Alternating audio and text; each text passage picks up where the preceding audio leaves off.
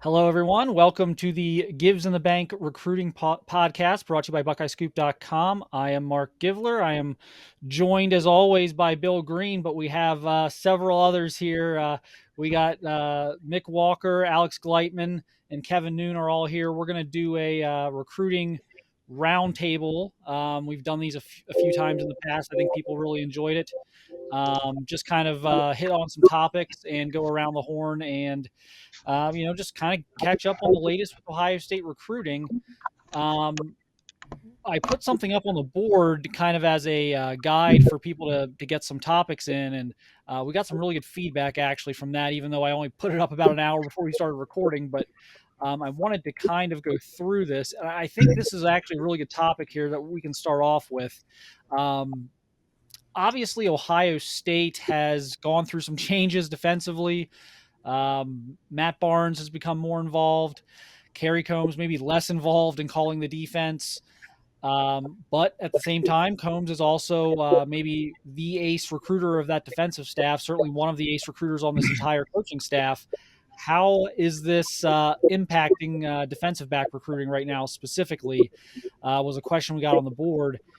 I'm going to kick it out to Alex, I guess, first here, and just kind of get your thoughts on what you think all this change, switching around of roles and things of that nature is impacting recruiting and what it could mean moving forward. Yeah, I mean, I think it's something you absolutely have to look at. Obviously, Kerry being quote unquote demoted midseason, and not even quote unquote. I mean, he was demoted midseason, and you have to think about what does that mean for his future. Is he going to be on the staff next year? And guys like Branch and Nwangpa and a few other defensive backs that they're recruiting in 2022 and 2023. A guy like AJ Harris, who's visiting this weekend and could be looking at a commitment, at the end of the season, basically in early January.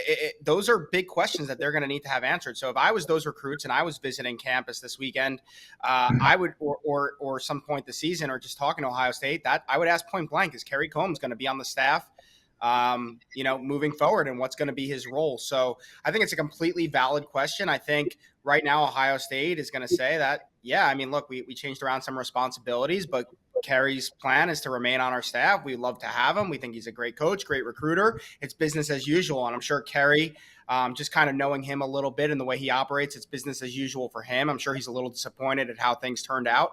But at the end of the day, Ryan Day made the best decision for this program that he felt needed to be made, and they'll kind of address potential changes after the year. But I think the good thing for Ohio State, and one thing I do want to mention, is that any changes in staff and any,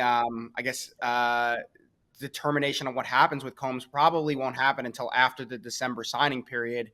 So, that could be good for Ohio State, and that kids will just have to kind of take a leap of faith. But it may not be great, because some kids may say, well, we don't know what's going on and we're not comfortable with that situation. So it's going to be interesting to watch moving forward. But I think that is a good thing for Ohio State, potentially, that guys are going to have to sign before a decision is made about next year and beyond. Yeah, Bill, I want to throw it to you now. What is your take on all this? Is this going to be harmful for them in the short term? And how would you, I guess, maybe add a different layer to this? How would you navigate this if you were Ohio State? Yeah, they're in a tough spot because Coombs is your best recruiter, especially for those defensive backs. I mean, we never really hear much about Matt Barnes. At least I don't. People I talk to, Coombs is the guy. He was brought back, because recruiting had suffered under Tabor Johnson. So they brought Kerry back and had to give him the DC job, in hopes that he would shore up the DB recruiting, which he absolutely has done. Now, going forward, man, they're in a tough spot. I thought Alex laid it out really well, in that a lot of these kids are going to sign before, the bowl game, before really Ryan Day knows where he's at. And, I think Ohio State, today we don't know. I mean, if they're 8-4 and the season is totally blown up and they're giving up 40 points to everybody, you're going to look at this a lot differently, after the Michigan game than you will if they're 11-1, run the table, playing great defense, headed to the Big Ten title game, win that, headed to the playoffs. I mean, everything looks really good at that point then. And I think Ryan Day will just say, to these recruits in mid-December that we're keeping everything the same. We got everything fixed. We're rolling, and really nothing has changed for you guys. You're still going to be coached by Matt Barnes and Kerry Coombs. So, when you're looking at it on early October, there's no way to answer this, and, the results on the field are going to determine how Ryan Day will explain this as we get closer to December. Yeah, I think you nailed that, Bill, with we have to see how this goes in the next 6 to 8 weeks. If things are going really well, I think it's very easy to tell the recruits, look, we switched some things up. It turned our entire season around. It turned our defense around, and we're going to roll with that moving forward. And, you should be excited to be a part of that because look at how well our defense played the last 2 months. I think that's what they're hoping to be able to pitch these guys here as we get into November and December. But yeah, they're going to have to answer this, especially with the 22s that they're still in on, but even more so maybe with a guy like AJ Harris, who I know wants to decide in January and who I know is very close with Kerry Coombs. I'm sure that's going to be a question that comes up this weekend on his visit, and they're going to have to kind of speak with him about that. For me, I still have Ohio State in the driver's seat there, but they're going to have to address this, obviously, and he's going to have to feel comfortable with the long-term direction of the defensive staff if they want to actually get the commitment in January. Another topic that kind of came up here, and I'm going to throw this to Mick here in a second because I think he's going to have some interesting insight on this before we kind of go on the broader scope of it, is offensive line recruiting. Not great right now. They've lost some guys. There's some guys that are uncommitted that are, still out there, but yet maybe not leaning toward Ohio State right now. And we're starting to see maybe some new targets emerge. One is Avery Henry out of St. Clairsville. Mick, you saw Avery. You've talked to Avery coming out of his visit to Ohio State. Believe you saw Avery this past weekend. First of all, tell us what you thought of Avery in person, watching him live, and then kind of where you think that stands right now with Ohio State. Yeah, so like you said, I talked to Avery after the visit. I saw him this past weekend in a game, and Avery, Mark and Bill, you guys have both covered some Ohio high school football, so you know how it goes. When you get down to these lower levels, and we're talking about D5 and D6 football in Ohio, it's Avery at 6'6" is just towering over anybody he plays, so it's a bit of a difficult evaluation in that sense. But still, I was impressed. He's got the size. You have to admire the work ethic, and even Ryan Day mentioned that on his visit because he lost 60-plus pounds to get to where he is at now. But still, even after seeing him, I think he's an interesting prospect. There's guys like Carter Smith, who they had on for the official visit, guys Emil Wagner. Those are two guys that if I were Ohio State, I would do my best to get those two guys in the class because I think they're both guys, after seeing them, that could play at Ohio State. And look at those two guys before you move on to maybe a guy like Ryan Baer, Avery Henry, Ethan Greene out of Fremont, who's committed to Cincinnati. Those are all great names, but Carter Smith and Emil Wagner were the two guys in state that I'd probably go to try and fix those offensive line problems. The only issue is that I think we saw back when Keon Magwood was a guy that Ohio State courted a little bit right before he signed. Ryan Day has made a conscious effort for when they have a gap and when they have an area of need, they go get the best guy available. They don't get the in-state guy that is the best guy in-state available. They get the best guy in the national scene available if they can. So it's going to be interesting to see if they go out and try to take a national approach to filling out the offensive line class or do something that maybe Ohio State's done in the past and try and get the best in-state guy available and flip them. Yeah, and look, there's still some guy, again, no one has really committed elsewhere super recently. I think they're still, trying to track the same guys. But, Bill, where do you have this right now? Is this salvageable? Are they going to get some of these guys? Or is this going to be one of those years again where they've got to, in November, December, find a couple plan Bs? Well, we've got two committed right now, Tigra Tishabola and the Fitzpatrick kid. I've had Ernest Greene in the class for a long, long time. Mark, we were both impressed when he made that trip from California to come work out for Ohio State, and he didn't need to do that to impress them. We kind of thought that showed how bad he wanted to be at Ohio State, and Wyatt Davis is his mentor, and it just seemed like I thought they were getting Ernest Greene all along, and then, man, Georgia swooped in now, and I'm not saying it's over, But I mean, the hope I think for Ohio State is to get Ernest Greene to make that official visit. He hasn't scheduled it yet, to my knowledge. I've heard a couple different dates thrown out there, and you hope that he comes with an open mind, and you hope that he doesn't commit to Georgia before he takes that official visit to Ohio State. And I think all those are possibilities. So I would have Ernest Greene right now, definitely not in the class. I don't think it's hopeless, but they're way behind Georgia right now to get Ernest Greene.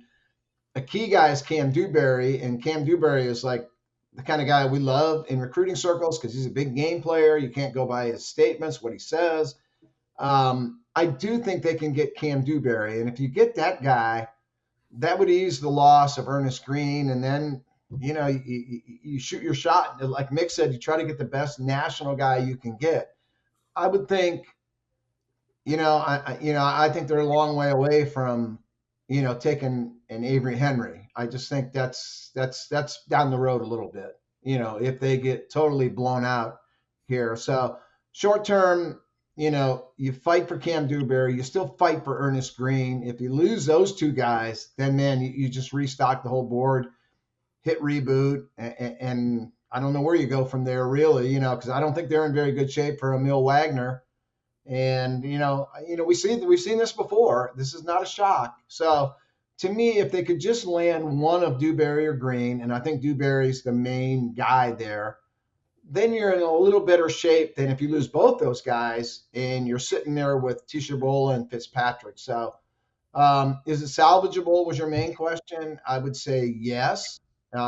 Is it as optimistic looking when I had Cam Dewberry and Ernest Greene is in the class for sure? No, it's not as optimistic as it was, maybe 6 weeks ago. So, the onus here is on Stud, man. He's got to work his butt off, and he's got to pull guys here. And then there's no secrets there. It's comfort, it's relationships, and it's outworking people. So that's where they're at right now. Yeah, Alex, where do you think they sit with Wagner right now? Because I think you could argue they're running third. Yeah, I mean, you might even be able to argue they're running fourth. I think Penn State feels like when they had him on campus a few weeks ago that they did a good job there. But it seems like Notre Dame or Kentucky are probably the schools out front, and then it's Ohio State and Penn State. I don't think they're getting the kid. I haven't really thought they've been getting him for quite some time, maybe since the beginning of the summer. Was the last time I thought that they were in a good spot right after his official visit. I thought that was a good visit, but he hadn't visited anywhere else yet. So I'm not feeling good about Emil Wagner. I'm kind of with Bill where I think Dewberry might be their best shot at a national guy, but I'm still optimistic about Ernest Greene. I think Ohio State does a great job on official visits, and it's unknown when they're going to get him back. But if they can get him back for that Penn State game and pull off a win and everyone's feeling good and the program's rolling at that point, I think that they have a good shot as long as they get them back for that official visit to kind of take back the driver's seat from Georgia. But Georgia's rolling right now too, and they did a good job on their visit. So it's tough. And I think Ohio State, I think what Mick said, Ohio State going hard on the in-state guys who are capable of playing there, I think that that's definitely a strategy that they need to look at if things aren't looking so great with Dewberry and Greene over the next couple of months. Mark, I want to throw this back to you because I think there's something that you would be more nuanced to answer this. How would you handle the Keontae Goodwin situation with whether he wants to visit, whether you can pursue him afterwards? Because it seems like feelings were hurt in that situation, but he's a guy that they could definitely use from here. Yeah, I've been a little bit surprised how Ohio State's handled that. I mean, I understand, you kind of have to draw a line in the sand sometimes. They did it with Nicholas Singleton, who wanted to move his Ohio State visit to a different date so that he could make an Alabama visit, and Ohio State was kind of holding firm on the original scheduled date and kind of said, look, that's the date. If you don't want to visit, that at that date, then, we can't do anything for you. And so, we've seen them do this elsewhere, but I would be breaking those rules for Keontae Goodwin as far as, the pride factor. I would be doing really whatever I could to get Keontae Goodwin on campus and to continue to make him a priority and not worry about, the quote unquote embarrassment of losing him to Kentucky if you continue to fight for him and he continues to stick with his pledge there.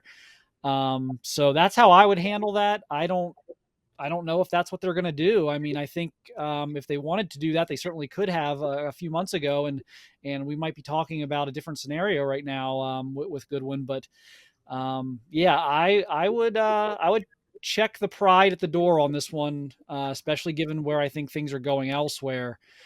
Um, I'll throw it back to you, Mick. You've talked to Emil Wagner. I think you saw him recently too, right? Did you you were at the Springfield game, I think. Correct. Um, you know, what is your, would you agree with like myself and Alex? We kind of talked about Emil, maybe Ohio State's running third there right now. I mean, is that accurate to your knowledge, or, how do you see that one right now? I think the interesting team to watch there is what Notre Dame does, because I don't know. When you look at Notre Dame's class, they've got some offensive linemen in there already. So I'm curious to see if they really want him and have room for him. Obviously, he's a guy from Wayne, Marcus Freeman from Wayne. So Marcus is always going to push for his Dayton guys. He did it at Cincinnati. He'll do it everywhere he goes. But I'd be interested to see how they pursue it from there. I think the contact's picked up, but I mean, what is it picked up from 0 to 25? I mean, you have to sort of put those things in context of how the contact is with Ohio State. The elephant in the room is obviously Kentucky. They have Keontae Goodwin, who's working hard. They just beat Florida this past weekend.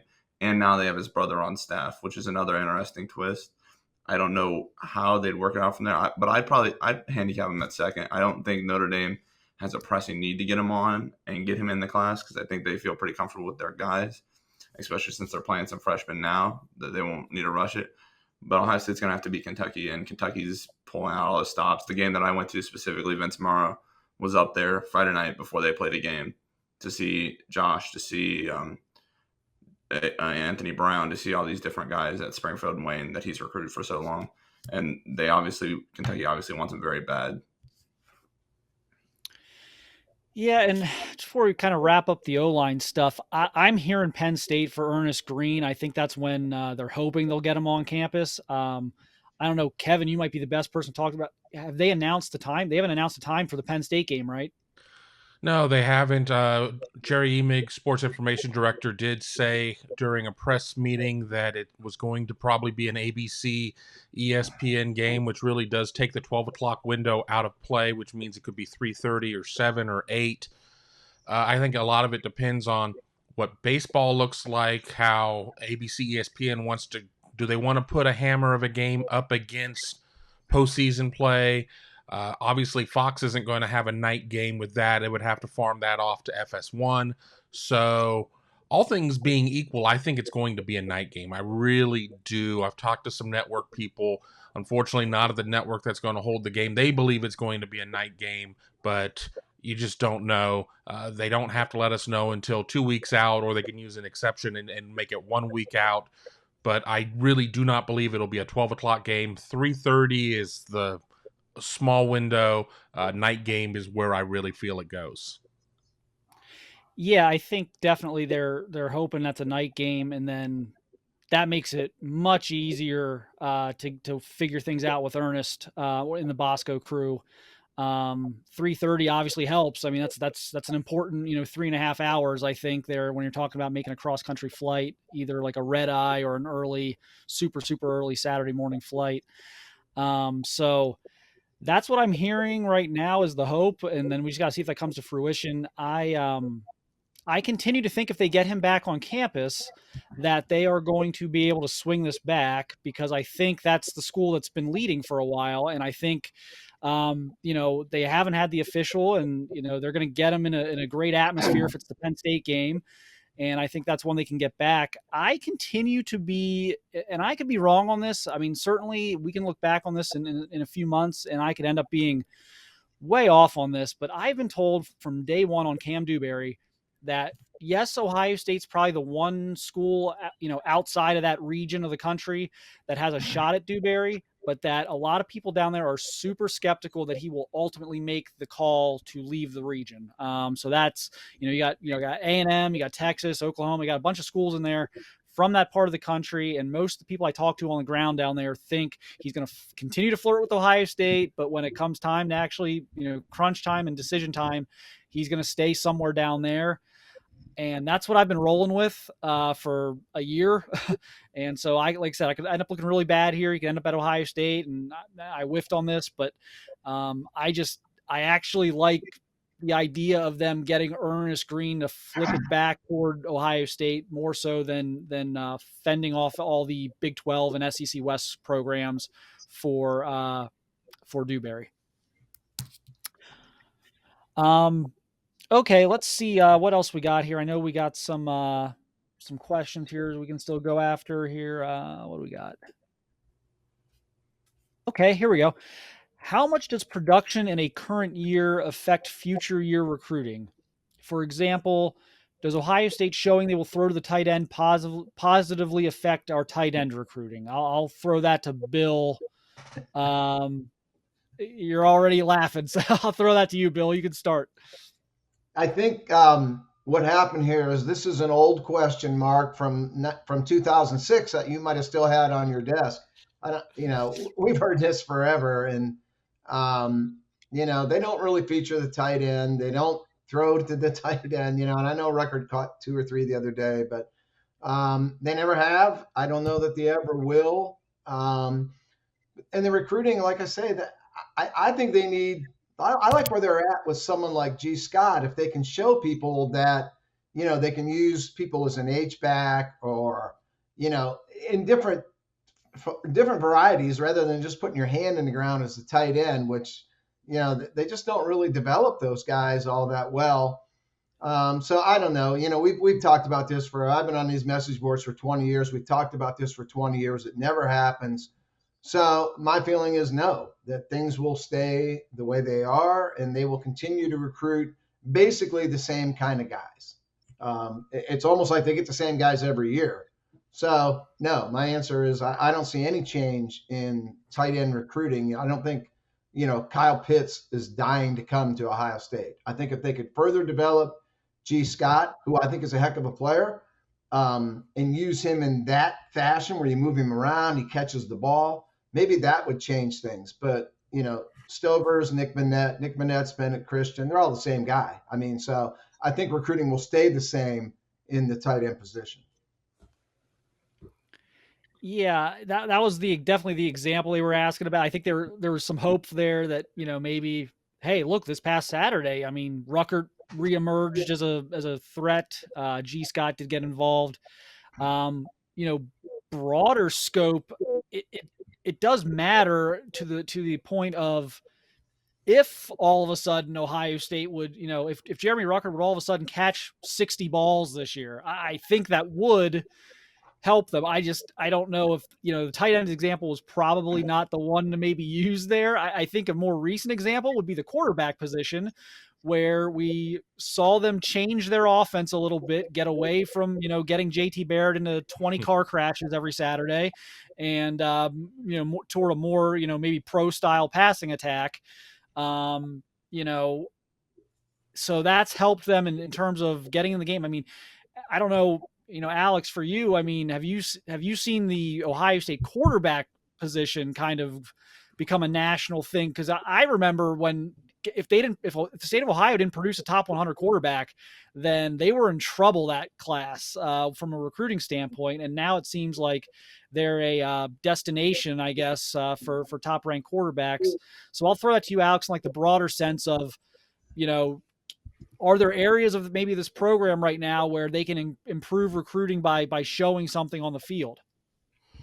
Yeah, I think, you look at quarterback and it's not just 1 year. I think my whole point is it's not one game. It's not 1 year.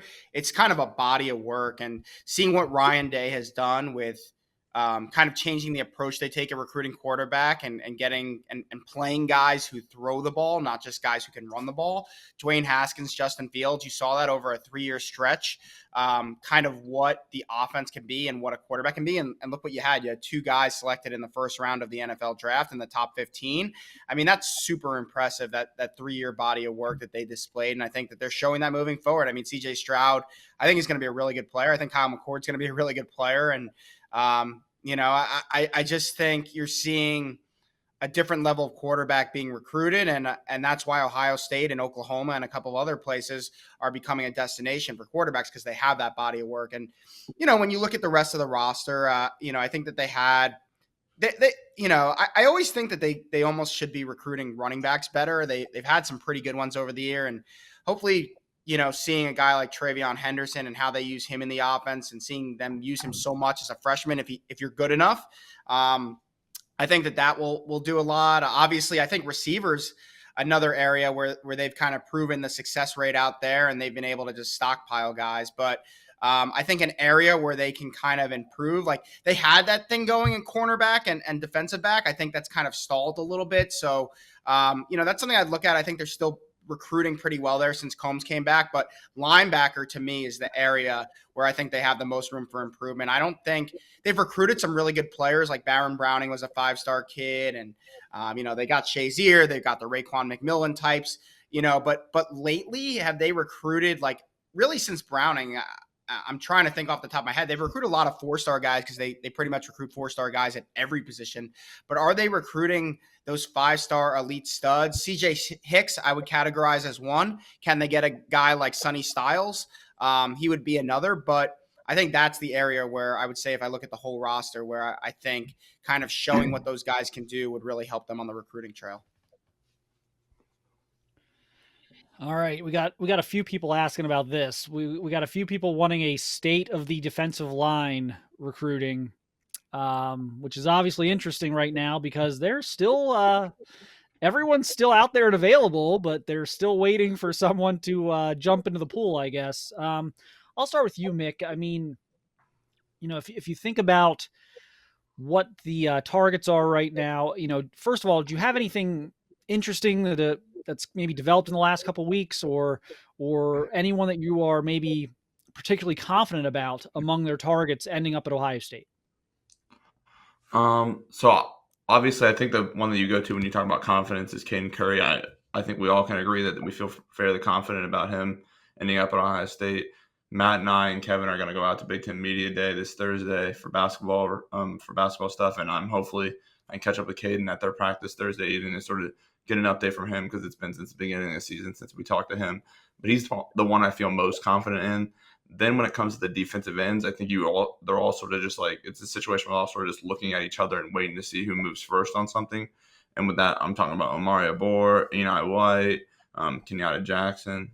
Those three, I think they're all just sort of looking to see what happens first. And Caden Curry makes that an interesting thing, because does he maybe take some defensive end snaps from somebody?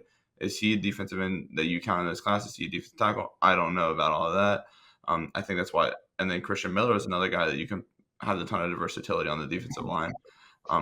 I think Dom went and saw Kenyatta Jackson recently. I think he put out some good stuff on him, so go check that out on the board. But he's the guy that I feel like could be the first domino to fall, and then we see where Eni White, Omari Abor, Christian Miller, Caden Curry, how things fall from there. I haven't even mentioned Chris McClellan, because I imagine Bill and Alex can do him more justice, but I think one of these dominoes has to fall. Obviously, they were hoping it was going to be Chris McClellan this summer, and now it looks like Kenyatta Jackson could be the first one if things go as Dom mentioned on the board.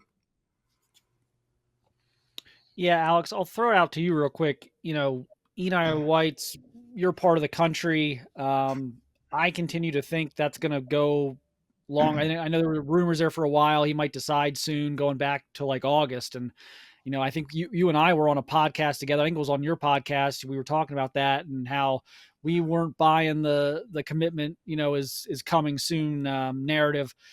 Here we are still. Where do you think that one stands? And I do agree with Mick on the domino thing, but, do you think, White's going to kind of wait and see how some of these other guys decide and what they do? Or do you think he's one of those guys who's just going to be like, well, when I'm ready, I'm going to do it no matter what?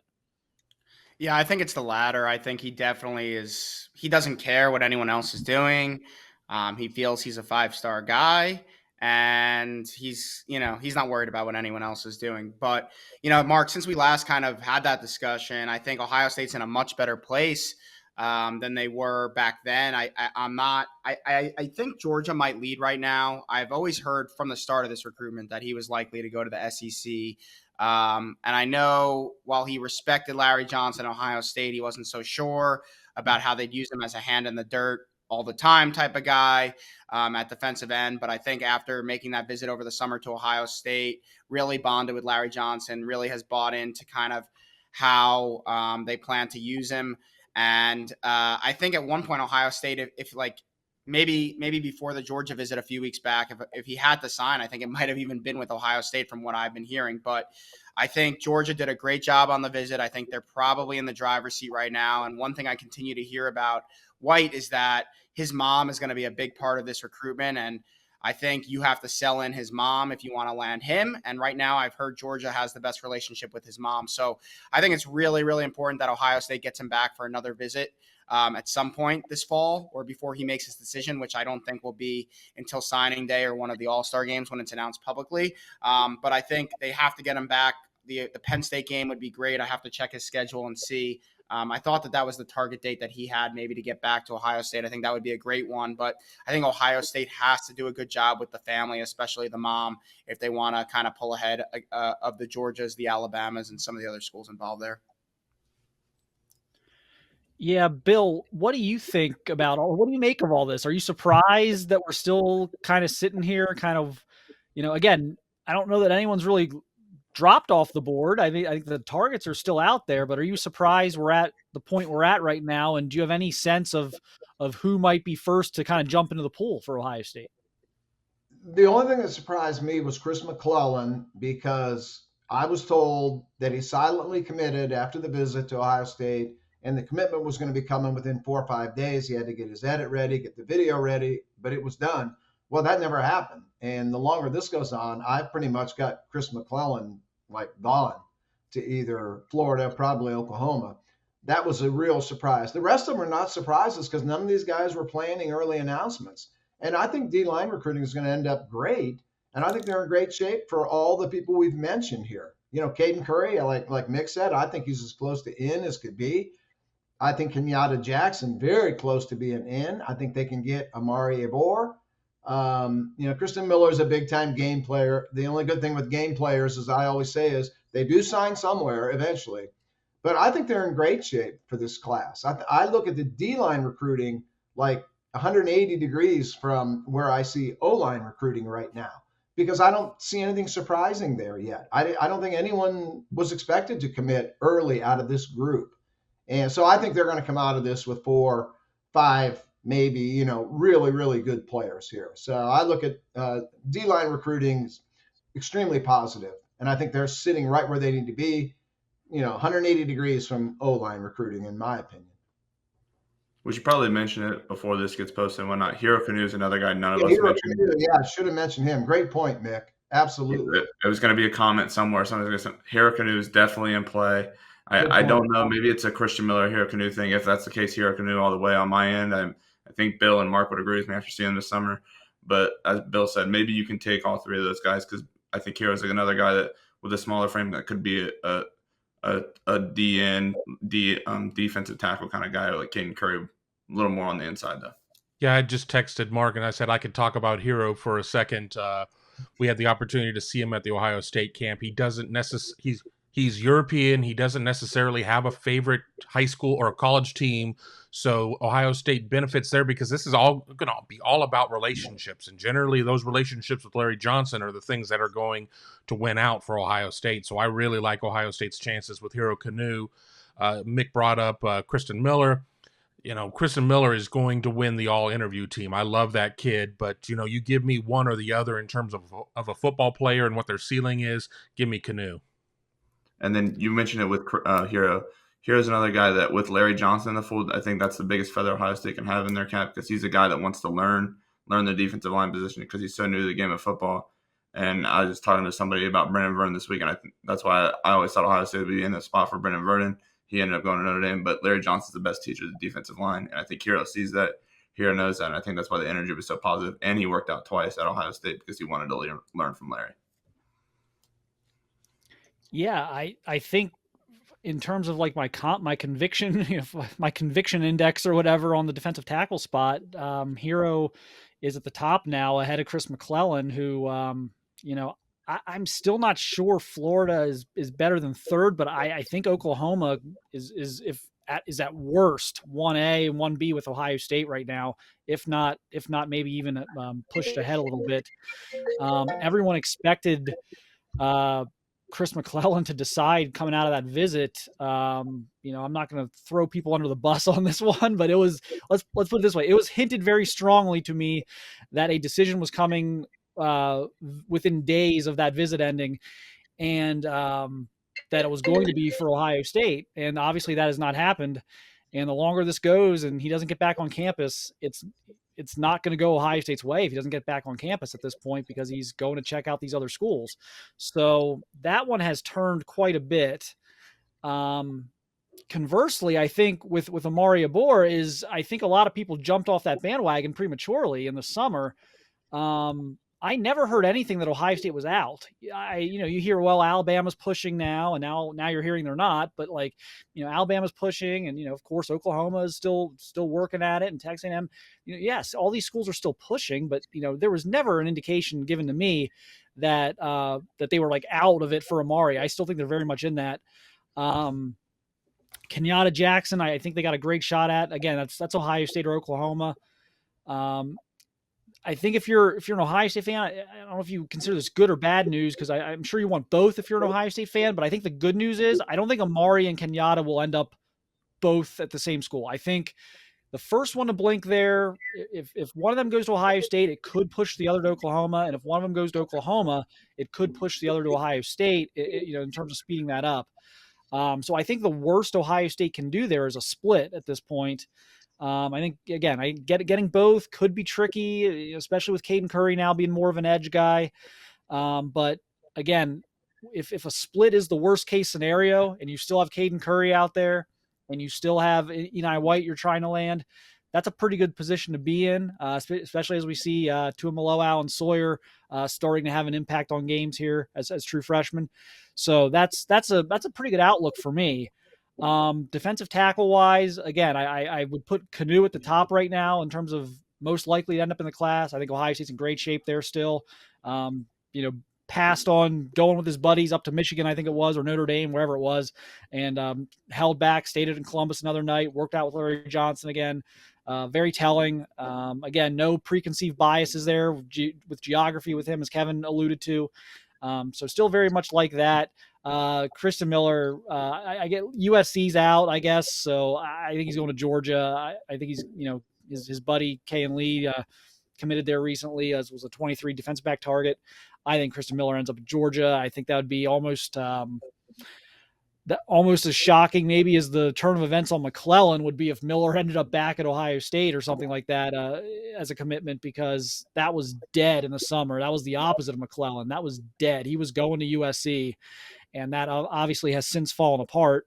So still some moving parts there at defensive tackle, of course, but I still like the outlook, and I agree with Bill that we may not know exactly what it's going to look like right now, but all the targets are still in play, and you just got to trust Ryan Day and Larry Johnson on this, that they're going to pull 4 or 5 good ones. Okay, let's move on to the next topic. Well, someone wanted a quick Richard Young update. I can give that, and if anyone else wants to jump in after me, go for it. But right now, still great shape for Ohio State. I think actually the emergence of Trevion Henderson helps them. I think it makes it very clear cut for Richard Young when he's looking at his future at Ohio State. He knows Trevion Henderson's going to be the man here, and until his junior season. He's going to go to the NFL after his junior season. I don't think I'm spoiling anything here by calling Trevion Henderson a 3 and done. So if you're Richard Young, you're going to come in. You're going to work for carries behind Trevion Henderson as a freshman, and then you're going to have a very nice looking path as a sophomore to legitimate carries, if not being the starter. And then you're not going to have that huge wear and tear on your body. You can kind of play your sophomore year, you can play your junior year, and then if you're what everyone says you are, you're off to the NFL. So that's kind of my update / non-update on Richard. I think everything's still in great shape there, and I don't see that one ending anytime soon. He's going to take his 5 officials, but great shape early on. Does anyone else have anything to add to that or question that or anything? No, I agree. I had the opportunity when I went on a tour down in South Florida to talk to one of his coaches, and his coach said that, it's very early to be throwing this out there, but this is shaping up to be an Ohio State, Alabama type of situation. The relationship with Tony Alford is fantastic, the relationship with the Ohio State coaches, but I agree with everything that Mark said about knowing what the path is. The room is going to clear up nicely. It's going to be Trevion, going to be Evan Pryor there, but you're going to start to see some of these other backs matriculate through the system, and I really like Ohio State's chances there. I'm not ready to say that it's any sort of magical orb of wonderment time on him yet, but with that being said, I like Ohio State's shot there. And Dallin Yeah, Hayden, the running I back would now. add that sorry, Mick. I would add that my 7-on-7 guys in Florida really think Tony Alford is, maybe not locked it up, but has put Ohio State in the command position. They're the clear leader. And, my guys down there think Ohio State's going to be the team for Richard Young. And Dallin Hayden, their running back in 2022, he's a great kid, great player, but he's not scaring Richard Young away from Ohio State. And even though he's going to be in the room, it's a situation similar to Travion Henderson. The best guy is going to play, and Richard Young, in a lot of rooms, is going to be the best guy. Yeah, I think well stated there on Hayden, and even more so, even if Hayden, hey, maybe they found something there that maybe Hayden's the next dude. We don't know that yet, and I don't think he's going to get really a chance to show that before Richard Young decides anyway. I think he's going to be walking in. Hayden's going to be walking into a room next year. It's going to be pretty crowded, I think. I mean, we assume Master Teague will probably not be back next season, but you're still looking at a potential room of Pryor, Mine Williams, and Henderson, of course, as well as Marcus Crowley, who, hey, showed some flashes on Saturday. So I don't think Hayden's in line to play much as a freshman, which means it's not going to be a situation where you've got, a young guy a year in front of Richard Young, going out there and running for 1,000 yards or anything like that. So I think everything's spaced out very well for Ohio State. So when you factor that in with the relationship there with Tony Alford, I put them in a great spot. And I completely agree with Kevin. I think if someone can spoil this for Ohio State, I think it's Alabama. People are going to get mad at me for saying this, but if you look at Richard Young, that's what Najee Harris looked like. That's what those big Alabama backs look like. It's not a surprise that Richard would be intrigued by Alabama. I mean, that's kind of been Alabama's type of. Alabama's got a type, and Richard Young's that type. So, I think that's definitely the potential fly in the ointment. But love where Ohio State is right now, and we'll see how that goes here in the next 6 to 8 months. Let's see here. Here's a good one. I know we mentioned this. We alluded to this a little bit earlier. AJ Harris update. Feels like there's a disconnect between national writers, experts, and OSU writers and experts, which of course is insinuating that maybe the national writers are not as confident that Ohio State is a leader for AJ Harris versus the OSU writers. Alex, why don't you start on that? What do you make of that? Yeah, I don't know. I don't know if people are just trying to drum up drama or they're just some of the national guys that talk to multiple staffs are hearing positive things from multiple staffs. But Mark, I think you and I are pretty much on the same page. And I know we both talked a lot when we spoke to AJ and his family following the visit this summer. I've spoken to a few people on the Harris side and the Ohio State side. I just feel like Ohio State is in a really good position there. Now, I'm not saying it's not close. I think Clemson, I think Georgia, I think Notre Dame, I think they're all viable threats, and I don't think a final decision has been made. But just from everything I'm hearing, everyone I'm talking to, I feel pretty confident in saying that I think Ohio State has the leg up right now. And, they get him on campus this weekend for the Maryland game. I just got that confirmed by his dad that they're coming up as planned. And, I think that visit's only going to help Ohio State. I think the one thing we talked about earlier in the show, the relationship with Kerry Coombs and what the future of Kerry Coombs is, I think that needs to be addressed. And that's kind of the, kind of the potential, fly in the ointment, as you just said. But I think if they can address that elephant in the room to some extent this weekend and make the Harris family feel good about, the future of who's going to be taking care of their son moving forward if he chooses to commit to Ohio State in early January, I feel pretty good right now as things stand on October 4th when we record this that Ohio State is going to be the pick here. But I don't know what's causing guys, national, regional, whatever, to have differing opinions than us. I could just tell you what I'm hearing based on the conversations I've had with the kid, his family, and people close to Ohio State. Yeah, I'm with you. I still think as long as Ohio State has a good answer to the future of the defensive coaching staff question, and I think they'll be able to give part of that answer this upcoming weekend. But even more so, just as they get into, because he's not deciding until January now, as they get into like December, they'll have to show their cards at that point. I mean, they're not going to be able to hide their intentions on the defensive staff, forever. It's once we get into December and early January, they're going to have to show their cards on that and what they want to do. So as long as they keep, I think, the Harrises in the, it's not like they got to, run everything by them. I'm not saying that, but as long as they keep them in the loop on what their mindset is, what their thinking is, that, and then follow through on what they're telling them that they're going to do. As long as that happens, I think everything's going to be just fine there. Again, like you said, Alex, I can only go off what I'm hearing. I can't,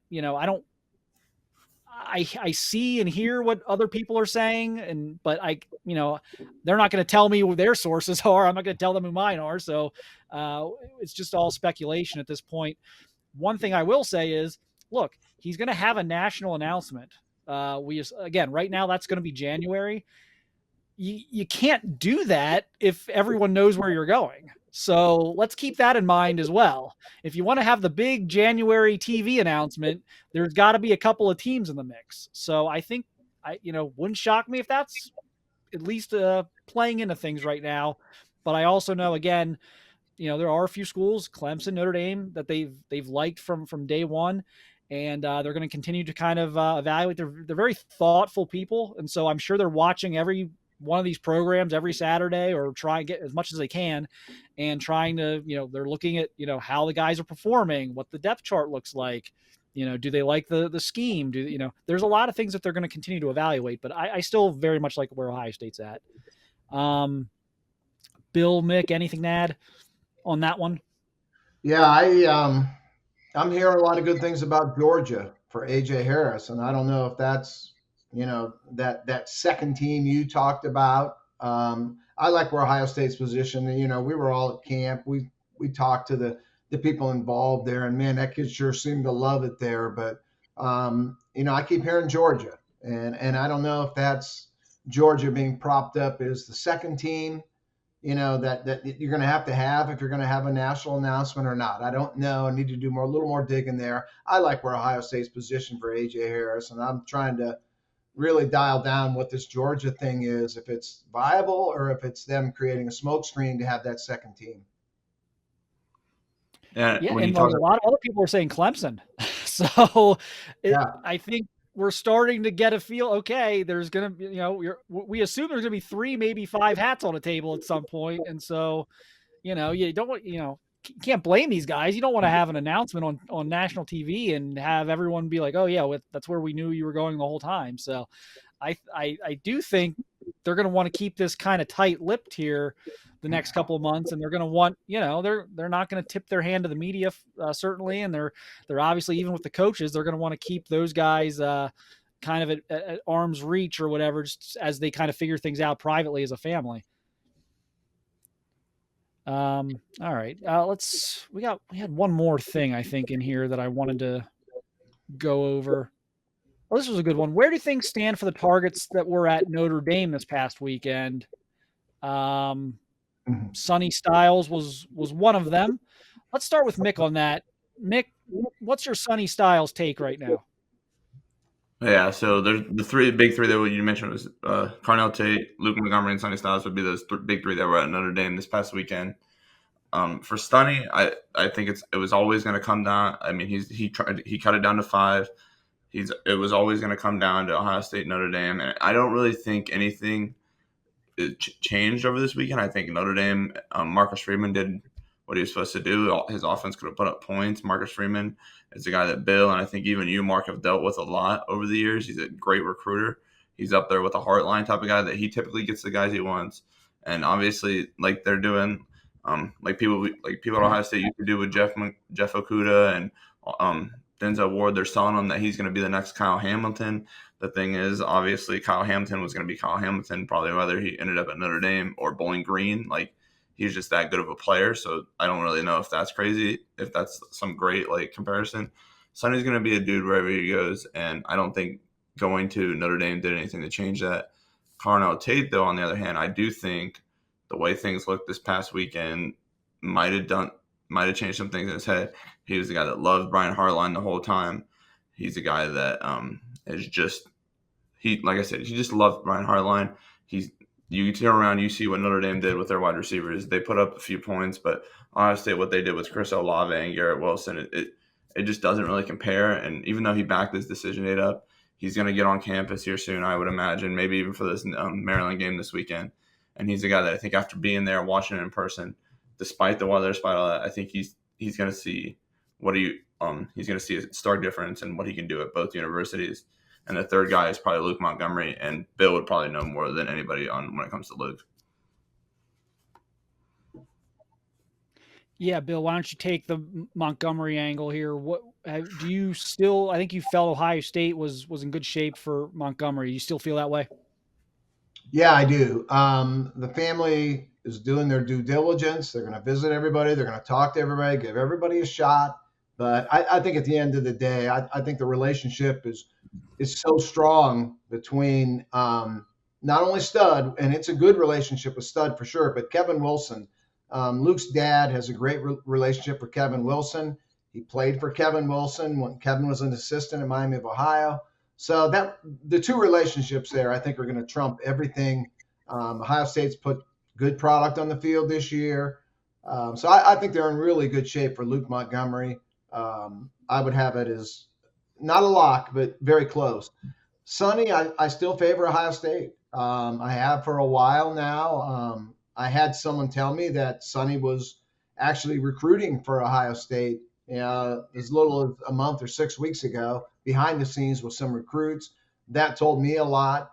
Carnell Tate, I thought was absolute done deal to Ohio State. And then when he backed off that announcement, it kind of gave me a little bit of pause there. Talking to some IMG people, they told me exactly what Mick stated, that, he's just totally idolizes Heartline and really believes that Brian can be the guy to develop him and get him to the NFL. If I had to pick for all three, I would list it, probably Montgomery is the number one guy that I think is going to come to Ohio State. I would have Tate and Sonny, maybe Tate a little ahead, but maybe not. Maybe those two equal, but it won't shock me to see Ohio State get all three of them, really.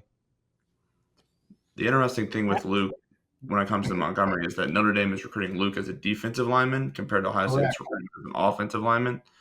And even though I don't think that makes that much of a difference, I do think Luke would love to continue playing defensive line. But I think he and his family have sort of come to the realization that if he wants to play professional football, which is what I believe he wants to do, it comes on the offensive line and not the defensive line, despite the fact that he loves playing on the defensive line. I would agree. And that's an interesting point because, I don't think, Ohio State's recruiting Sonny as more of a defensive weapon. If we'll stand you up and let you rush the passer, we'll play at linebacker, we'll do kind of a bullet thing with you. I don't think they're calling Sonny the next anything at Ohio State. I think they're going to almost be the first Sonny Styles in terms of these are all the different things we're going to do with you. And so that is interesting that Notre Dame is kind of taking a different approach with both guys. Obviously everyone's recruiting Carnell Tate to play receiver, but with Styles and Montgomery, there's kind of maybe some different recruiting approaches there. So it'll be interesting to see kind of what wins out there. I agree with Bill. I think if I had to pick for all three, I would pick Ohio State. The Tate thing was interesting, but it makes me, with Carnell Tate specifically, it makes me wonder, did he realize that he could still get some really, really, really good visits in October and maybe even November? Did he realize that, like, oh, if I commit too early, I can't go to all these other games, or I'm going to, make the staff I commit to angry? I wonder if a little bit of that was at play as well, and just letting him maybe get a couple of more game day visits in just to make 100% sure, because I still haven't heard anything, even though he backed off the date, and Bill and I both believed that, if he had stuck with that, it was going to be Ohio State. Even though he backed off of that, I still think it's Ohio State. I haven't heard anything that would concern me, I guess, on taking that stance. Alex, do you have anything to add coming out of that weekend, or kind of where, I guess, maybe just where you think those three are at right now for Ohio State purposes? Yeah, I mean, I think no surprise with all three guys. Notre Dame is saying that they feel good. Ohio State is saying that they feel good, and I think I'm with the consensus here. I think Luke Montgomery is going to end up at Ohio State. I think it will probably happen maybe next spring. Probably want to take a few officials, so maybe next summer. But I know the plan, Luke is trying to get back to Ohio State for the October 30th Penn State game, which will be another great opportunity for Ohio State to kind of build that relationship and show him why they're the best fit there. So I think Ohio State's in a good spot for Luke Montgomery. I think, I'm with you guys. I think they have the edge for Sonny Styles. I think he's just more of an Ohio State guy than his brother. I think he's going to be at a lot of Notre Dame games because his brother's there. And so I'm not looking at that the same way I would look at a kid who's just continuously going in like a Luke Montgomery or like a Carnell Tate who has no ties like that to Notre Dame. So I do think Notre Dame could definitely land Sonny, but I do think Ohio State has a slight leg up. I don't think that one's done by any means, and they got a while there too. But with Carnell Tate, I just don't know, other than like potentially being able to go in and play early. If you look at who Notre Dame has at quarterback and you look at their offense and the production and the results, and then you look at what Ohio State has lined up at quarterback and how they've used their receivers, even when they're freshmen and young and sophomores, and just how they're going to put Garrett Wilson and Chris Olave in the NFL draft, probably both in the first round this year. I just, from a rational human being standpoint, how can you sit there and say you're going to pick Notre Dame? And then you factor in the relationship that he has with Brian Hartline, which I know is really strong, the multiple visits. He brought his mom to Columbus this year. He's a Midwest guy. I know Chicago, that plays well for both of them, but I just think I can't see if he ends up with Notre Dame. I mean, good for them. That would be a great get, but I think that's a fail on Ohio State's point from a recruiting standpoint. If with everything factored in, plus the relationship with Hartline, if they can't convince him that Ohio State's the better place for him if he's looking to go to the NFL after his time at Ohio State or in college football in general. Yeah, and Tate doesn't strike me as a depth chart watcher. And he probably shouldn't be. I mean, you go to IMG and you just freaking dominate at IMG. You really shouldn't be scared of anything else. I don't feel like he's a guy they're going to lose over that. I do feel, just like in any class, I think when Hartline, handpicks his 6 or 7 guys he's going to recruit, eventually he's going to, in every class, he always ends up losing 1 or 2 of them, because eventually someone takes a look around the room and says, oh boy, I got 2 other 5 stars coming in with me. I got 2 of them ahead of me, and then I got 2 of them 2 years ahead of me. Maybe I should go here and get on the field as a freshman. I think that happened with Troy Stellato, and I think it happened with Lorenzo Styles Jr. Now there was a little more involved with Lorenzo in terms of, is he a DB, is he a receiver? But Lorenzo wanted to play receiver, and I think he took a very quick look at Notre Dame's depth chart and said, I'm going to play there day one. I'm probably not going to play there day one at Ohio State. And I think that had a lot to do with his decision. I think eventually that will be the case with some of these other guys in that class, but I don't think Carnell Tate is going to be the guy who makes that call. Kevin, what do you have? You got some stuff to add here on this? Yeah, I do. I don't think Carnell Tate's going to look at the receiver depth chart, but I think he needs to look at the quarterback depth chart and which program is in a much better position at quarterback right now, with Ohio State having the young guys, having Quinn Ewers coming in as the reclassified guy. You look at Notre Dame, who's having to go out and get help through the transfer portal. Drew Pine has seen some time out there, but which program is in better position right now at quarterback? And if you're a receiver, you need a quarterback that can deliver you the ball. And Ohio State sells that hard, by the way. Like Hartline and Corey Dennis and Ryan Day, they sell that hard with their skill guys and their offensive, even their offensive linemen. They look, this is who's going to be throwing the football. Either if you're a receiver, this is who's going to be throwing you the football, or if you're a lineman, this is who's going to be throwing the football behind you. It's definitely a pitch. It's definitely helped them tremendously, I think, with a lot of receiver targets, in addition to Brian Hartline's hard work. That, look, we have this pipeline of 5-star quarterbacks here. So, whoever, even if we can't tell you who's going to start, we can tell you that we got like 4 5-star quarterbacks here. And so whoever wins that competition is likely going to be pretty good. So that's been a big thing I know they've told kids at the offensive skill positions. And a good point to add there is I think that's been really appealing to a lot of the receivers. Anything else? I think we wrapped up our questions from the board. Let me throw this around the horn real quick, and then we'll head out of here. Who commits next to Ohio State? Let's start with Mick, so I can listen to what everybody else says. We can go backwards. Let's see. You got December approaching, so I think that plays a factor. I don't know what goes on in Caden Curry's head. That Mark's closer to him on that. Maybe he's done it. He's begun to do his round of visits. Ohio State, Alabama, Indiana. Those were sort of the 3 that I thought would be up there. Maybe something pops there. I don't know. Tate obviously was supposed to play a factor. Maybe he pushed his date back. I honestly think when it comes down, I think Luke Montgomery could be a guy that I've always sort of heard from him and been told by people around him that after this football season was sort of his goal, his idea. He wanted to get to this junior season, get some offensive line tape, take some visits this fall, and go and commit and lead a class, because Luke's a personality. He's not a 5-star like quarterback or anything like that, but he's the best personality, if not one of the best personalities in the country for 2023. So I think he's the guy that Ohio State wants leading their class, and I think they've even told him that. So if I'm going 23, I'd probably go Luke Montgomery. If 22, I could see Caden Curry getting done with it soon, just because I don't think he wants to keep doing the process. But he is in his season, and they're in the hunt for another state title. So who knows if he wants to wait all that out. Bill, what do you think? Best guess. Put you on the spot here. Sorry, guys. Yeah, like I always say, I'm never the when guy, man. I'm not good at that. And if I had to throw a name out there, I would just throw out Kenyatta Jackson, even though the Florida kids traditionally don't go early. But and that's totally a guess, because I don't know his timeline. But I think that's my guy. I'm going to stick to that. But man, this is not my strength at all, the when thing. Alex? Yeah, I'm with Bill. That's Kenyatta Jackson was the guy I had. I think Dom did a great job reporting. He checked out the game this past weekend and came back saying he'll have more on who he thinks it's going to be, but that a decision is going to come soon. And I think Ohio State leads there. I think they're going to get Kenyatta Jackson.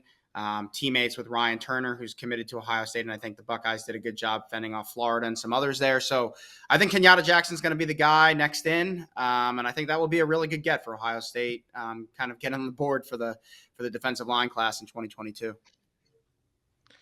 As I read the Ask the Insiders board, I've been told that Ohio State's never getting another 2022 commit, so I may as well go 23, and I'm going to say Carnell Tate's going to come out, visit Ohio State. He's going to reaffirm everything that he felt about Ohio State, and he's just not going to be able to wait, and he's just going to pull the trigger, whether or not it's the public commitment or something internal. I just see that Tate being the next guy. Yeah, I could see that with Tate. That thought crossed my mind, is if they get him back here in the next couple of weeks, if he just says, okay, I've seen what I need to see. I've gone to my big games I wanted to go to, and let's wrap this up. But I do think their next commit's going to be a defensive lineman. I think it's very possible they would get Kenyatta Jackson and Caden Curry before Thanksgiving. So I think it's going to be one of those two. Obviously, I think Jackson's going to decide a little bit before Curry, but I think there's also, while I think Ohio State is the favorite for Jackson, I think there's a higher percentage chance that Jackson would go somewhere else than there is that Curry would at this point. So if Jackson surprises and goes, let me say, Oklahoma, then it'll be Curry. If not, it'll be Jackson. But I think they're both going to have decisions in by Thanksgiving. I could see Caden Curry actually deciding here in the next 4 or 5 weeks. I don't think that's far-fetched. I think I had heard something about maybe even wanting to do it on like a last home game or a senior night type of thing, just to create some excitement for the fans or whatever. So I think he's at least open to the idea of actually announcing, even though I know they're chasing a state championship, I think he's actually open to the idea of making an announcement before that's over. But we'll see how that goes. As Bill said, being the when guy is difficult. So we'll see how that all plays out. But those would be my 2 to watch. Anything else, guys? I think we went about an hour here, so we did covered a lot of ground. Everyone can go back onto the Ask the Insiders board, ask us questions. If you have some follow-ups, maybe we may have created more questions than answers on some of these things. So feel free to hit us up on the Ask the Insiders board. Thanks everyone for watching or listening. And like I said, we'll see you over on BuckeyeScoop.com. Thanks again.